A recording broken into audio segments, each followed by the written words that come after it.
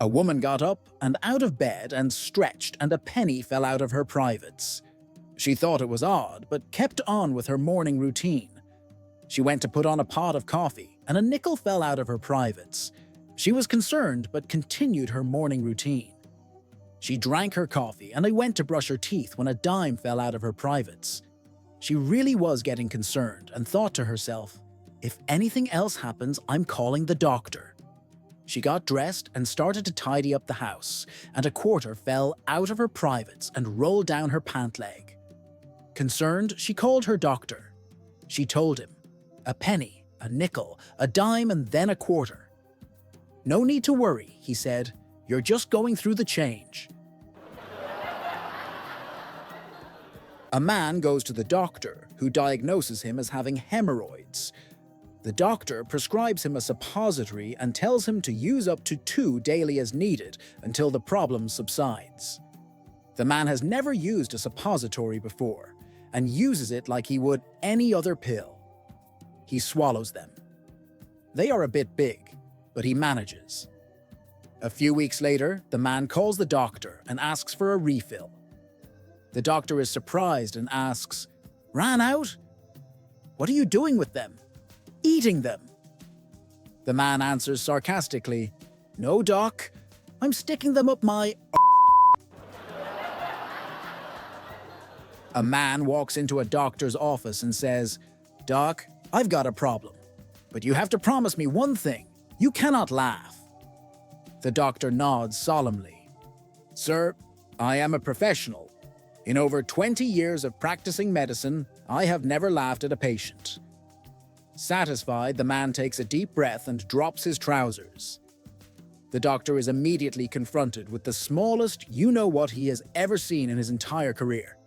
Despite his best efforts, a chuckle escapes. Then another. Before he knows it, he's doubled over, gasping for air, laughing so hard he nearly falls off his chair. Minutes later, he finally regains control, wipes his eyes, and takes a deep breath.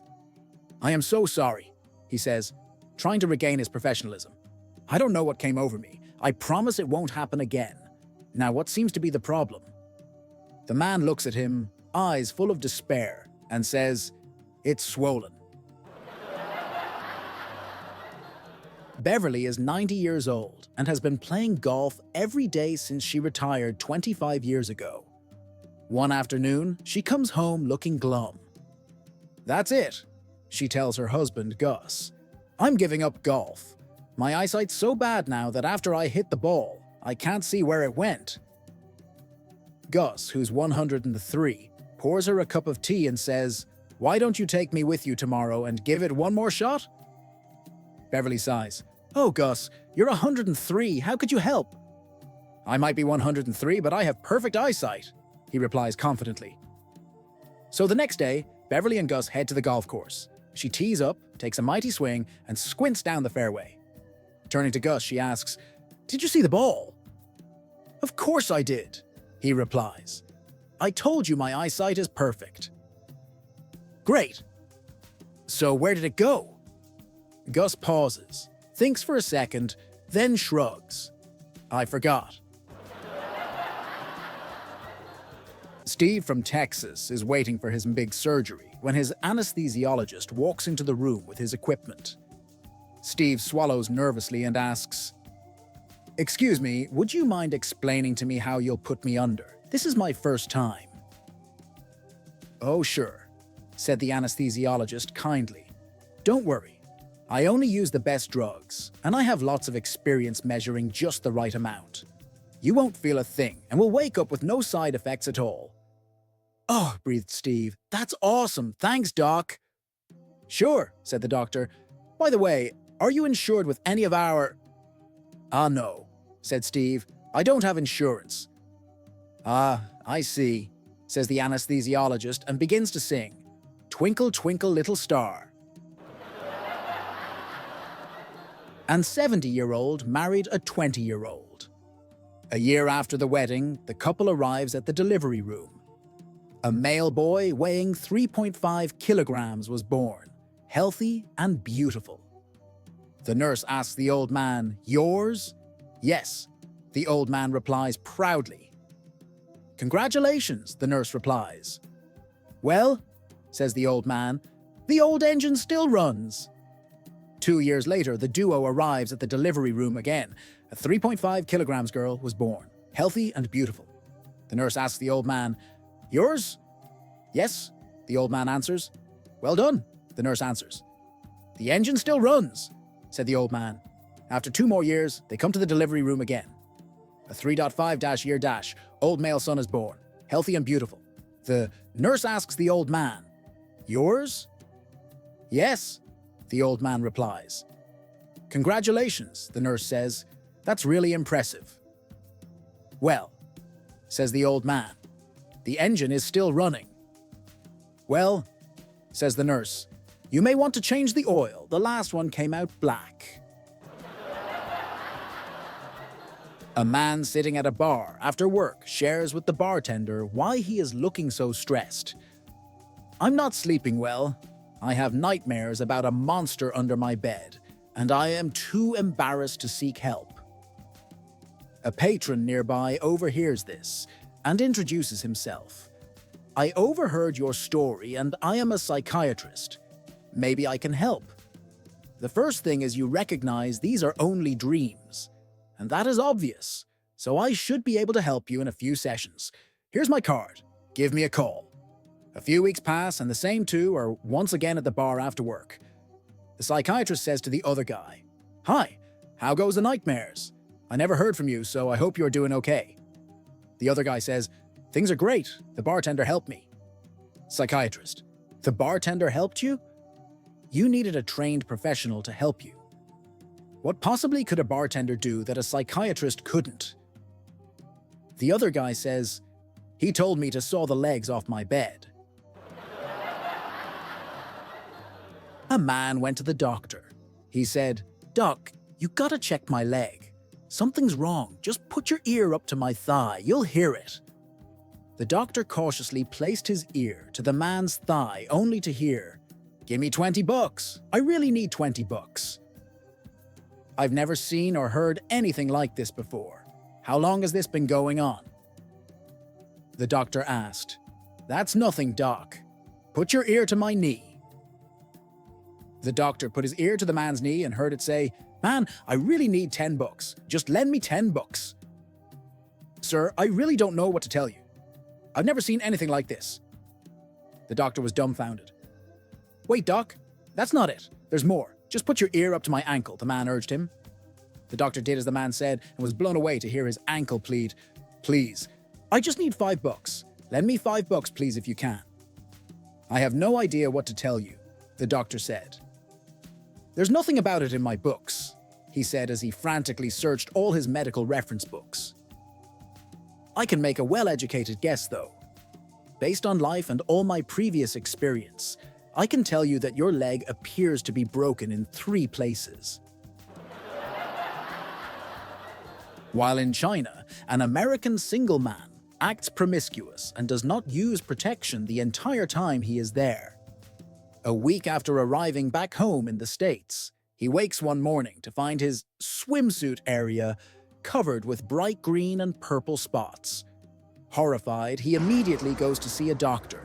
The doctor, never having seen anything like this before, orders some tests and tells the man to return in 2 days for the results.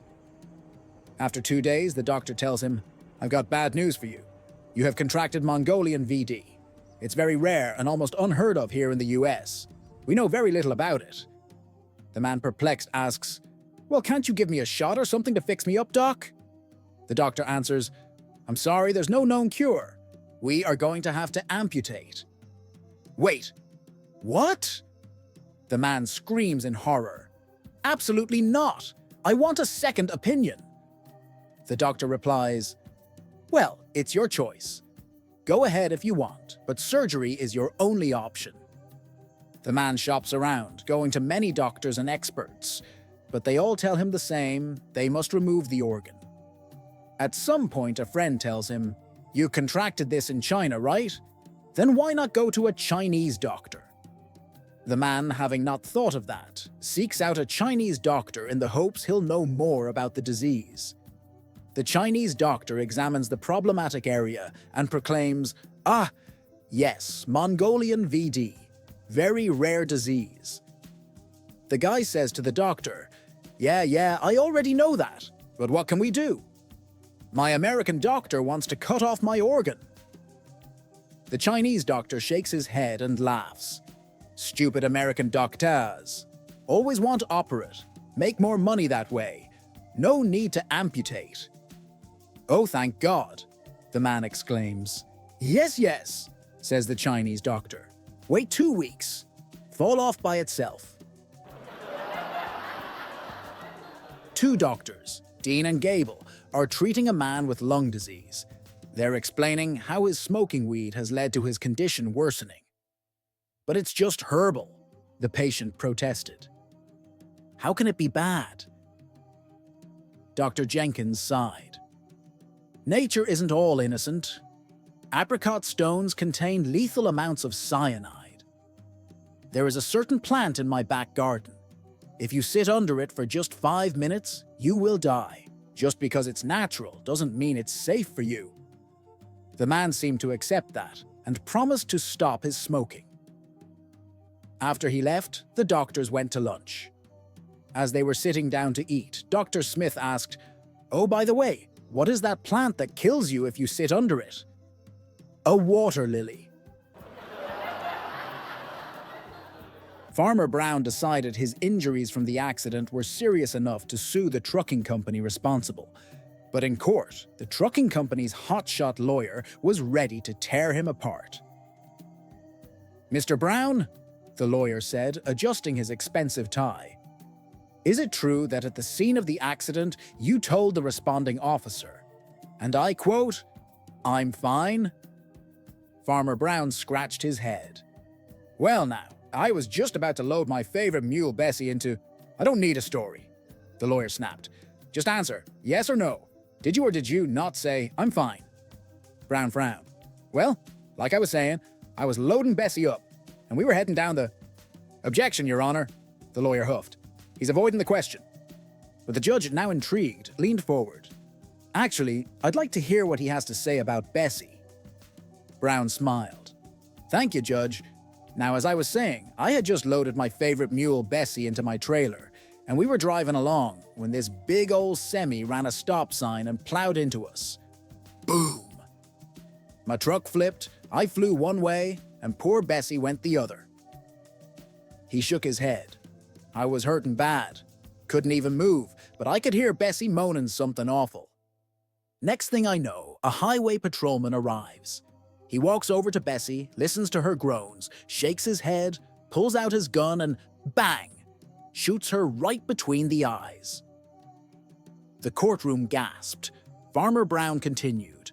"Then the patrolman walked over to me, with his gun still in his hand, and said, 'Your mule was in such bad shape I had to put her down.' Now, how are you feeling?" The jury burst out laughing. The lawyer sat down, defeated, and Farmer Brown? Well, he left the courtroom with a big old settlement and a new mule named Lucky. A mother and her teen daughter arrive at the doctor's office. The doctor says, "Okay, what seems to be the problem?" The mother says, "It's my daughter Susie. She keeps getting these cravings. She's putting on weight and is sick most mornings." The doctor gives Susie a good examination and then turns to the mother and says, "Well, I don't know how to tell you this, but Susie is pregnant. About 3 months would be my guess." The mother says, "Pregnant? She can't be. She has never ever been left alone with a man. Have you, Susie?" Susie says, "No, Mom. I've never even kissed a man." The doctor walks over to the window and just stares out of it. A few moments later, the mother says, "Is there something wrong out there, doctor?" The doctor replies, "No, not really. It's just that the last time something like this happened, a star appeared in the east, and 3 wise men came over the hill. I'll be darned if I'm going to miss it this time." There was a man who was very happily married, but every birthday he would have the same fantasy request for his wife. He wanted a threesome, and every year, the wife says no. This continues on for several years, until finally the wife has enough and finally agrees. "Fine, Sam, yes, you can have your darn threesome. Who do you want it to be with?" George quickly responds with, "Well, do you remember Sarah, who works in accounting at my office?" "Yes, of course." The wife responds, "Well, with her," said Sam, "and one of her friends."